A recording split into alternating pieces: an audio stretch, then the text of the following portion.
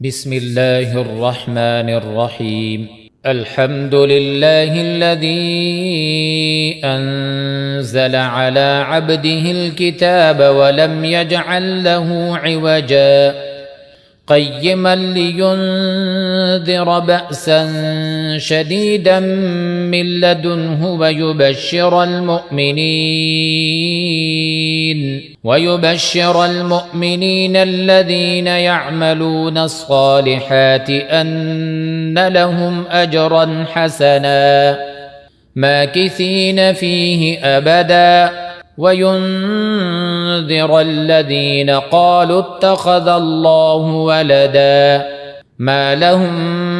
به من علم ولا لآبائهم كبرت كلمة تخرج من أفواههم إن يقولون إلا كذبا فلعلك باخع نفسك على آثارهم إن لم يؤمنوا بهذا الحديث أسفا إنا جعلنا ما على الأرض زينة لها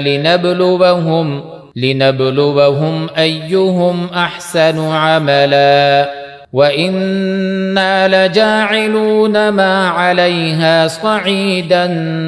جرزا أم حسبت أن أصحاب الكهف والرقيم كانوا من آياتنا عجبا إذ أوى الفتية إلى الكهف فقالوا ربنا آتنا من لدنك رحمة وهيئ لنا من أمرنا رشدا فضربنا على آذانهم في الكهف سنين عددا ثم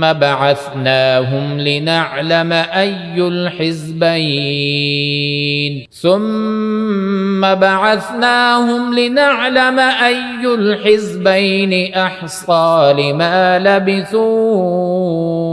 أمدا نحن نقص عليك نبأهم بالحق إنهم فتية آمنوا بربهم وزدناهم هدى وربطنا على قلوبهم إذ قاموا فقالوا ربنا رب السماوات والأرض لن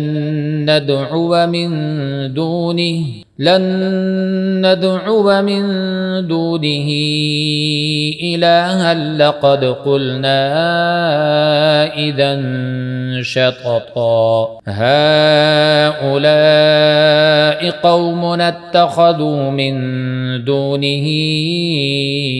آلهة لولا يأتون عليهم بسلطان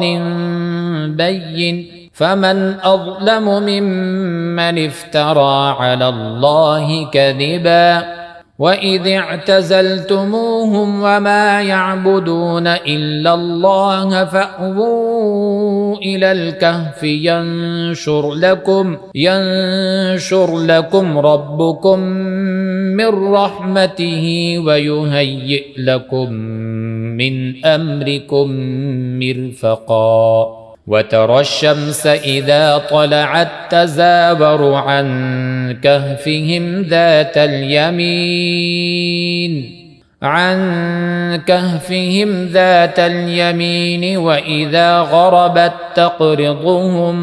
وإذا غربت تقرضهم ذات الشمال وهم في فجوة منه ذلك من آيات الله من يهد الله فهو المهتد ومن يضلل فلن تجد له وليا مرشدا وتحسبهم أيقاظا وهم رقود ونقلبهم ذات اليمين وذات الشمال وكلبهم باسط ذراعيه بالوصيد لو اطلعت عليهم لوليت منهم فرارا ولملئت منهم رعبا وكذلك بعثناهم ليتساءلوا بينهم قال قائل منهم كم لبثتم قالوا لبثنا يوما أو بعض يوم قالوا ربكم أعلم بما لبثتم فابعثوا أحدكم بورقكم هذه إلى المدينة فلينظر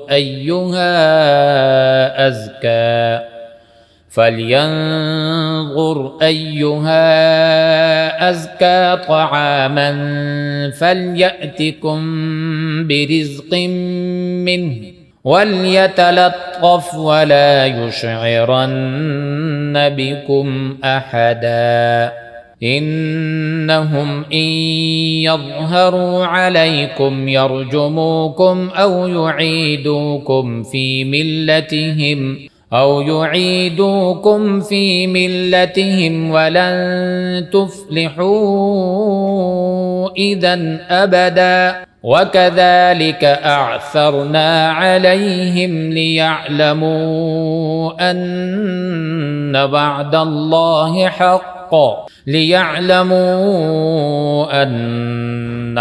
الله حق وأن الساعة لا ريب فيها إذ يتنازعون بينهم أمرهم فقالوا ابنوا عليهم بنيانا ربهم أعلم بهم قال الذين غلبوا على أمرهم لنتخذن عليهم مسجدا سيقولون ثلاثة رابعهم كلبهم ويقولون خمسة سادسهم كلبهم رجما بالغيب ويقولون سبعة وثامنهم كلبهم قل ربي أعلم بعدتهم ما يعلمهم إلا قليل فلا تمار فيهم إلا مراء ظاهرا ولا تستفت فيهم منهم أحدا ولا تقولن لشيء إني فاعل ذلك غدا إلا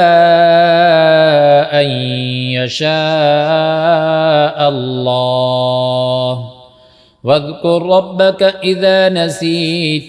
واذكر ربك إذا نسيت وقل عسى أن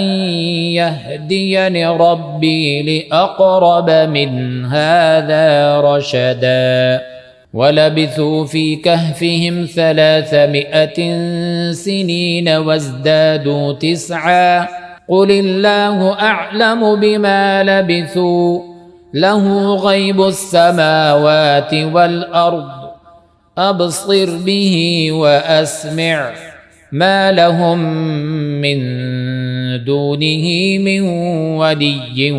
ولا يشرك في حكمه أحدا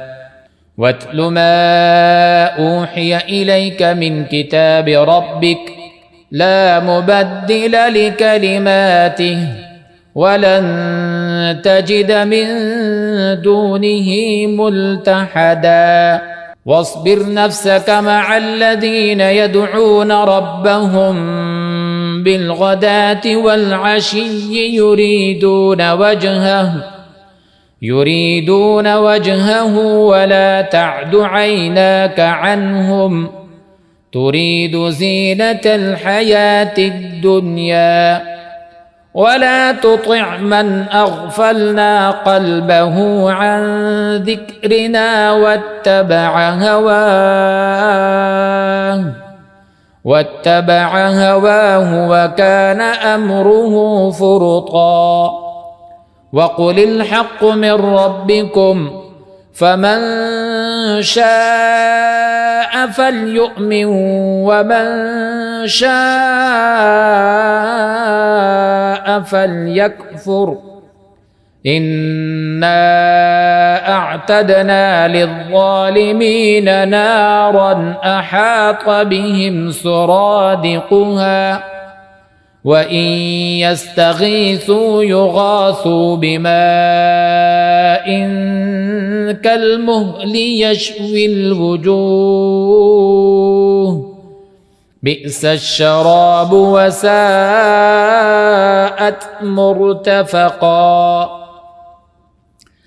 إن الذين آمنوا وعملوا الصالحات إنا لا نضيع أجر من أحسن عملا أولئك لهم جنات عدن تجري من تحتهم الأنهار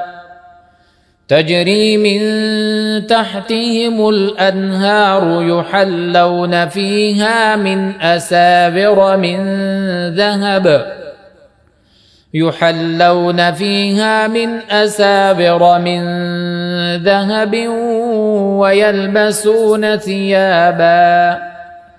ويلبسون ثيابا خضرا من سندس واستبرق متكئين فيها على الأرائك نعم الثواب وحسنت مرتفقا. واضرب لهم مثل الرجلين جعلنا لأحدهما جنتين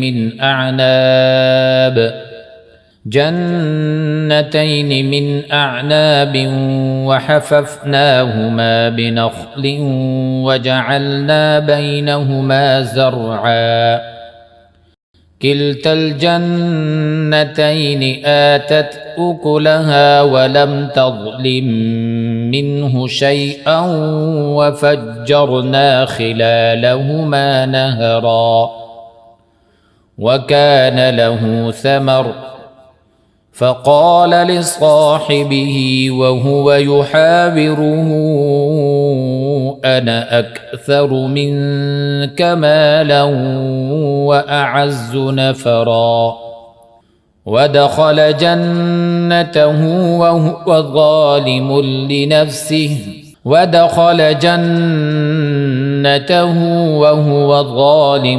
لنفسه قال ما أظن أن تبيد هذه أبدا وما أظن الساعة قائمة ولئن رددت إلى ربي لأجدن خيرا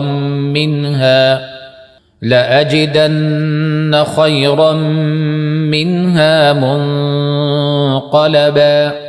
قال له صاحبه وهو يحاوره أكفرت بالذي خلقك من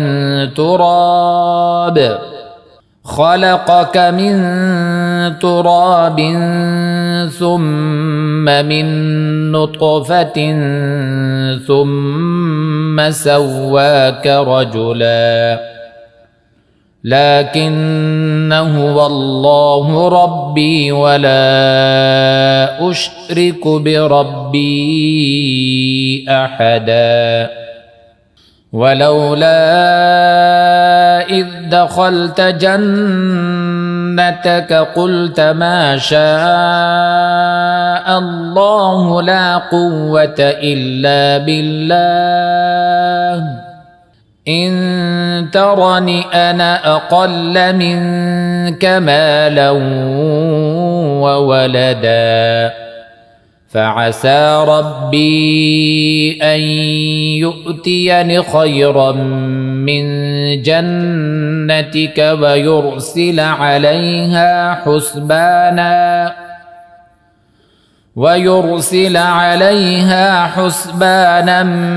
من السماء فتصبح صعيدا زلقا أو يصبح ماؤها غورا فلن تستطيع له طلبا وأحيط بثمره فأصبح يقلب كفيه على ما أنفق فيها وهي خاوية على عروشها ويقول يا ليتني لم أشرك بربي أحدا ولم تكن له فئة ينصرونه من دون الله وما كان منتصرا هنالك الولاية لله الحق هو خير ثوابا وخير عقبا واضرب لهم مثل الحياة الدنيا كماء إن أنزلناه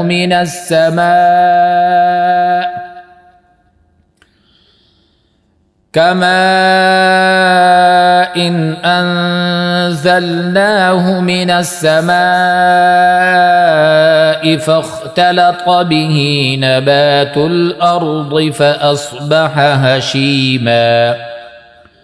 فأصبح هشيما تذروه الرياح وكان الله على كل شيء مقتدرا المال والبنون زينة الحياة الدنيا والباقيات الصالحات خير عند ربك ثوابا وخير أملا ويوم نسير الجبال وترى الأرض بارزة وحشرناهم فلم نغادر منهم أحدا وعرضوا على ربك صفا لقد جئتمونا كما خلقناكم أول مرة بل زعمتم أن لن نجعل لكم موعدا ووضع الكتاب فترى المجرمين مشفقين مما فيه ويقولون يا ويلتنا ما لهذا الكتاب لا يغادر صغيرة ولا كبيرة إلا أحصاها ووجدوا ما عملوا حاضرا ولا يظلم ربك أحدا وإذ قلنا للملائكة اسجدوا لآدم فسجدوا إلا إبليس كان من الجن ففسق عن أمر ربه أفتتخذونه وذريته أولياء من دوني وهم لكم عدو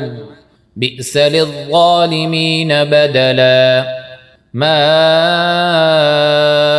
أشهدتهم خلق السماوات والأرض ولا خلق أنفسهم وما كنت متخذ المضلين عضدا ويوم يقول نادوا شركائي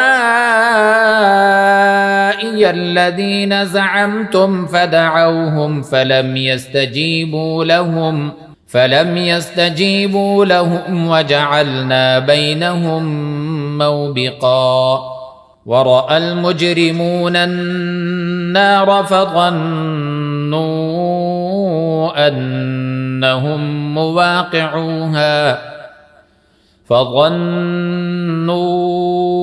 أنهم مواقعوها ولم يجدوا عنها مصرفا ولقد صرفنا في هذا القرآن للناس من كل مثل وكان الإنسان أكثر شيء جدلا وما منع الناس أن يؤمنوا إذ جاءهم الهدى ويستغفروا ربهم إلا أن تأتيهم سنة الأولين أو يأتيهم العذاب قبلا وما نرسل المرسلين إلا مبشرين ومنذرين ويجادل الذين كفروا بالباطل ليدحضوا به الحق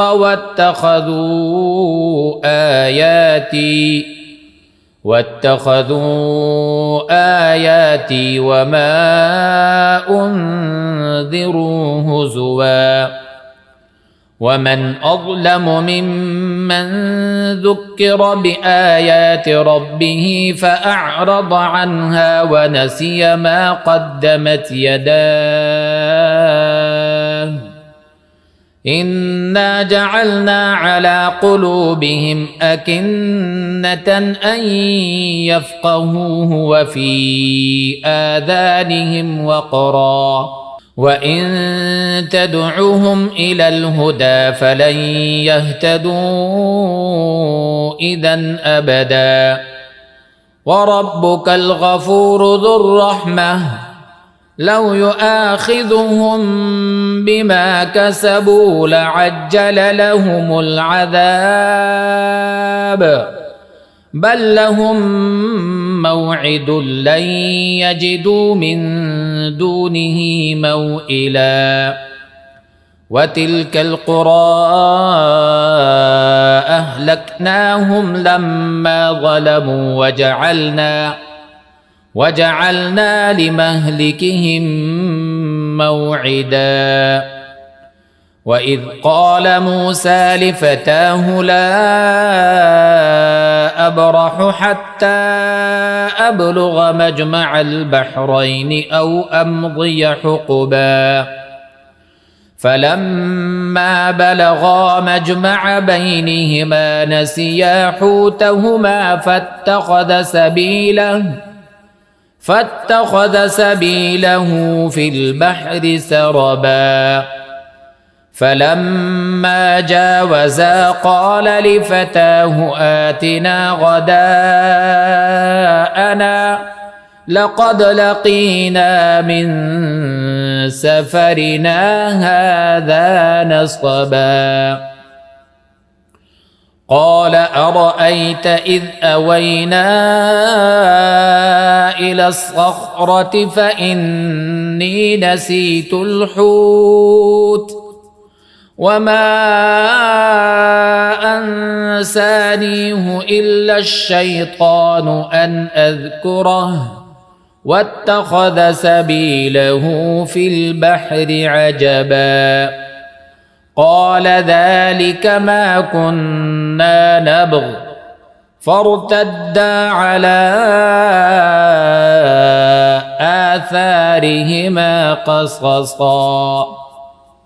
فوجدا عبدا من عبادنا آتيناه رحمة من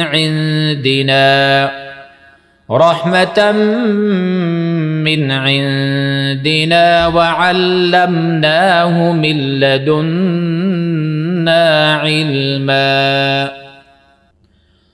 قال له موسى هل أتبعك على أن تعلمني مما علمت رشدا؟ قال إنك لن تستطيع معي صبرا وكيف تصبر على ما لم تحط به خبرا؟ قال ستجدني إن شاء الله صابرا ولا أعصي لك أمرا. قال فإن اتبعتني فلا تسألني عن شيء حتى أحدث لك منه ذكرا. فانطلقا حتى إذا ركبا في السفينة خرقها قال أخرقتها لتغرق أهلها لقد جئت شيئا إمرا. قال ألم أقل إنك لن تستطيع معي صبرا؟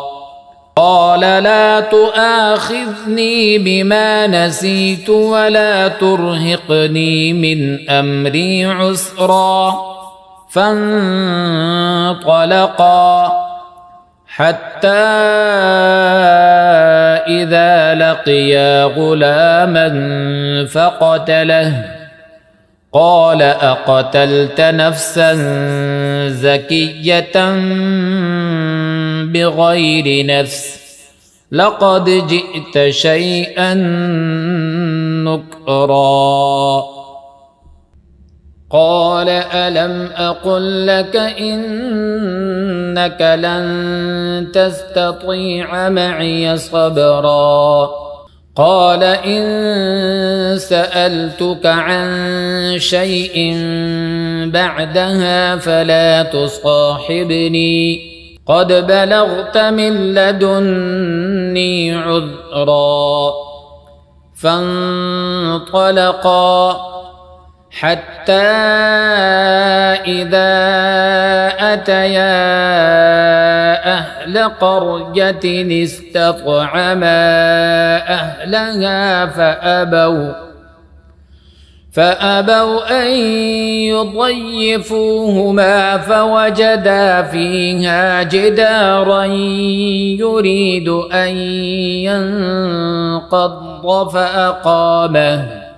قال لو شئت لاتخذت عليه أجرا.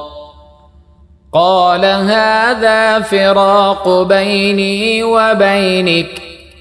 سأنبئك بتأويل ما لم تستطع عليه صبرا. أما السفينة فكانت لمساكين يعملون في البحر فأردت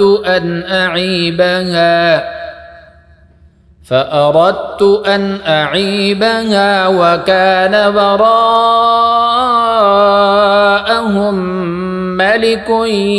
يأخذ كل سفينة غصبا. وأما الغلام فكان أبواه مؤمنين فخشينا أن يرهقهما طغيانا وكفرا فأردنا أن يبدلهما ربهما خيرا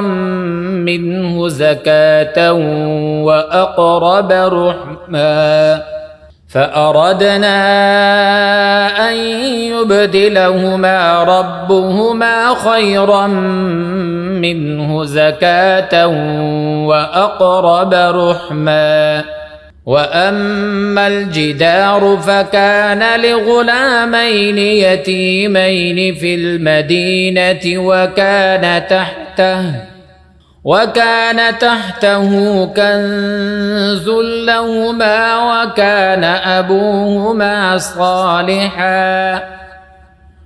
فأراد ربك أن يبلغا أشدهما ويستخرجا كنزهما رحمة من ربك وما فعلته عن أمري ذلك تأويل ما لم تسطع عليه صبرا ويسألونك عن ذي القرنين قل سأتلو عليكم منه ذكرا إنا مكنا له في الأرض وآتيناه من كل شيء سببا فأتبع سببا حتى إذا بلغ مغرب الشمس وجدها تغرب في عين حمئة ووجد عندها قوما قلنا يا ذا القرنين إما أن تعذب وإما أن تتخذ فيهم حسنا قال أما من ظلم فسوف نعذبه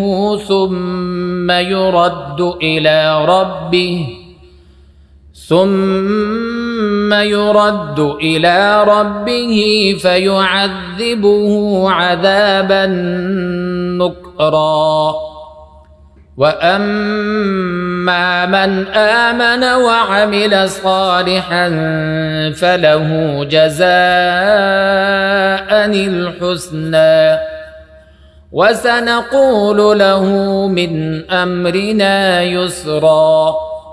ثم أتبع سببا حتى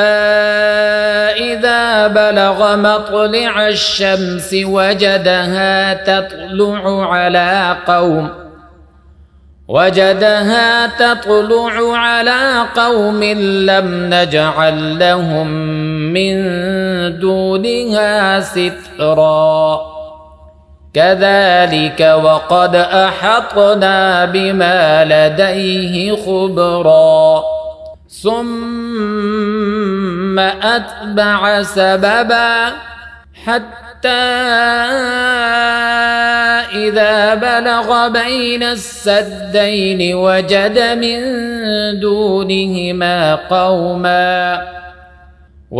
من دونهما قوما لا يكادون يفقهون قولا قالوا يا ذا القرنين إن يأجوج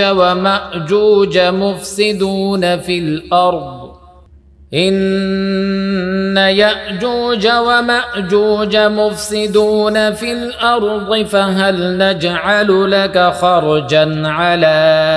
أن تجعل بيننا وبينهم سدا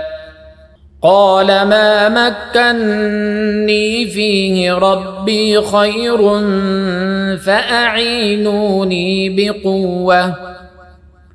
فأعينوني بقوة أجعل بينكم وبينهم ردما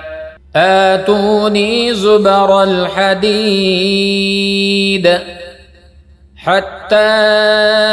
إذا ساوى بين الصدفين قال انفخوا حتى إذا جعله نارا قال آتوني أفرغ عليه قطرا فما استطاعوا أن يظهروه وما استطاعوا له نقبا قال هذا رحمة من ربي فإذا جاء وعد ربي جعله دكا وكان وعد ربي حقا وتركنا بعضهم يومئذ يموج في بعض ونفخ في الصور فجمعناهم جمعا وعرضنا جهنم يومئذ للكافرين عرضا الذين كانت أعينهم في غطاء عن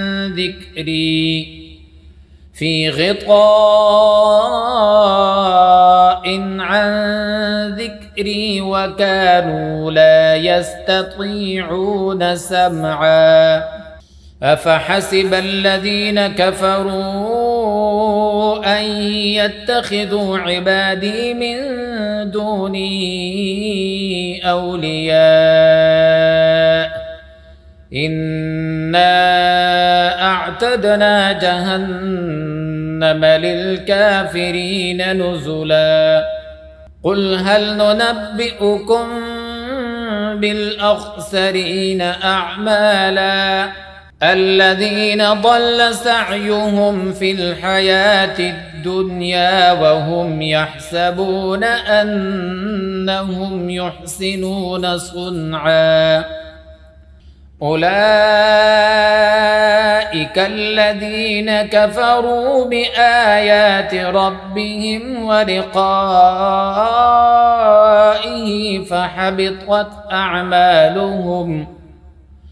فحبطت أعمالهم فلا نقيم لهم يوم القيامة وزنا ذلك جزاؤهم جهنم بما كفروا واتخذوا آياتي ورسلي هزوا إن الذين آمنوا وعملوا الصالحات كانت لهم جنات الفردوس نزلا خالدين فيها لا يبغون عنها حولا قل لو كان البحر مدادا لكلمات ربي لنفد البحر قبل أن تنفد كلمات ربي ولو جئنا بمثله مددا قل إنما أنا بشر مثلكم يوحى إلي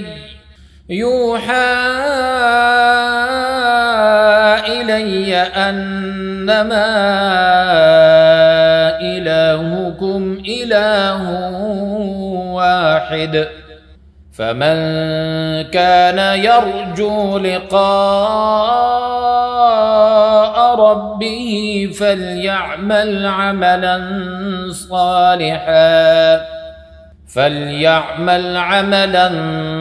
صالحا ولا يشرك بعبادة ربه أحدا.